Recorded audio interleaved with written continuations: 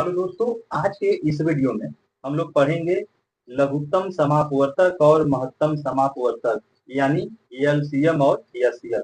यहाँ पर तीन प्रश्न लिए गए हैं, एक, दो और तीन। पहला दूसरा मैं करूंगा, तीसरा आप लोगों को करना है। ठीक है, तो देखिए एलसीएम और एचसीएफ को समझाने से पहले मैं आपको एक बेसिक बात बताना चाहता हूँ। यहाँ पर दो नंबर हम ले रहे हैं, एक नंबर 6 है और एक नंबर 9 है। अब आप बताइए ऐसी संख्या जो दोनों को डिवाइड कर दे यानी दोनों को काट दे, तो वह संख्या है 3। ठीक है, वह संख्या 3 इसको भी काट देगा और इसको भी काट देगा। 3 दूनी 6 और 3 3 9। तो इसको हम लोग बोलेंगे एचसीएफ। ठीक है, एचसीएफ। अब ऐसी संख्या बताना है जिसको ये दोनों काट दें, तो वह संख्या 18 है। 6 त्रिक 18, 9 दूनी 18। तो इसको हम एलसीएम बोलेंगे। कहने का मतलब एलसीएम जो है वह बड़ी से बड़ी संख्या नहीं, एलसीएम इन दोनों से बड़ी वह नजदीक की संख्या होती है जिसको ये दोनों काट दें। ठीक, और एचसीएफ क्या है? ऐसी बड़ी से बड़ी संख्या जो इन दोनों को काट दे। ठीक है, तो इन दोनों को 3 काट दे रहा है और यह सबसे बड़ी संख्या है जो दोनों को काट देगा, तो इसलिए इसे एचसीएफ। तो अब इसको निकालने के लिए ना तरीके, इसको निकालने के लिए भाग विधि और गुणनखंड विधि यानी डिवीजन मेथड और फैक्टराइजेशन मेथड।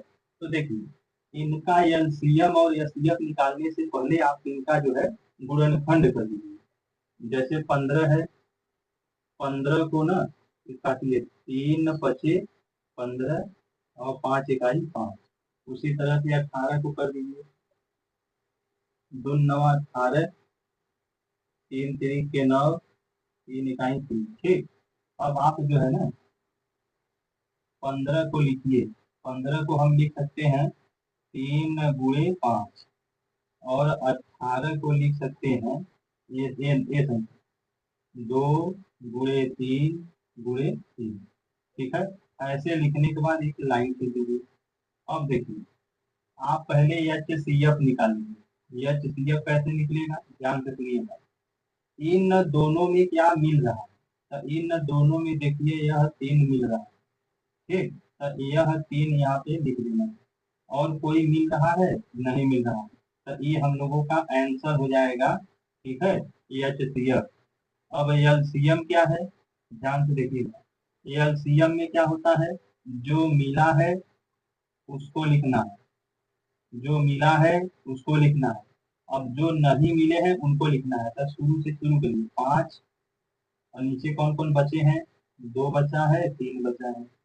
3 पचे 15, 15 दूनी 30, 30 तिहाई 90। तो यह हम लोगों का हो गया 90। ये हम लोगों का आंसर होगा। ठीक है, अब यहाँ आइए। यहाँ पर देखिए करने से पहले जो है हम इनका गुणनखंड करेंगे। तो पहले गुणनखंड हम लोग कर लेंगे 15 का। 15 का करेंगे तो 3 पचे 15, 5 इकाई 5। अब 20 का कर दीजिए, 2 से काटिए, 2 दहाने 20, 2 पंजे 10, 5 इकाई 5। अब 25 का भी कर दीजिए, 5 से कटेगा, 5 पचे 25, फिर 1। ठीक है, अब यहाँ आइए, पहले 15 लिखिए। 15 को हम क्या लिख सकते हैं? 3 गुणे 5, 3 गुणे 5। अब 20 को हम क्या लिख सकते हैं? यहाँ पे आया हुआ है 2 गुणे 2 गुणे 5। 25 को कैसे लिखेंगे? 5 गुणे 5। ठीक है, अब ना एक लाइन खींचिए, पहले एचसीएफ निकालिए। अब एक संख्या बताइए जो तीनों में मिले। तो तीनों में मिल जाए ऐसी संख्या देखिए यहाँ पर, यह 5 जो है तीनों में मिल रहा है। तो यह 5 तीनों में मिल गया और कोई नहीं ना मिल रहा है तीनों में, नहीं। तो ये हम लोगों का आंसर हो जाएगा, ये एचसीएफ निकल गया। अब एलसीएम के लिए क्या करेंगे ध्यान से सुनिए। जो मिला है पहले उसको लिखना है, अब जो नहीं मिला है सबको लिखना है। 3 नहीं मिला, 2 नहीं मिला, ये भी नहीं मिला, यहाँ 5 भी नहीं मिला। अब बुरा करिए, 5 की आई 15, 15 दूनी 30, 30 दूनी 60, 60 पंजे 300।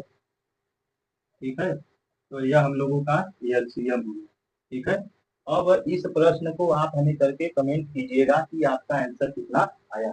मिलते हैं नेक्स्ट वीडियो में, तब तक के लिए जय हिंद।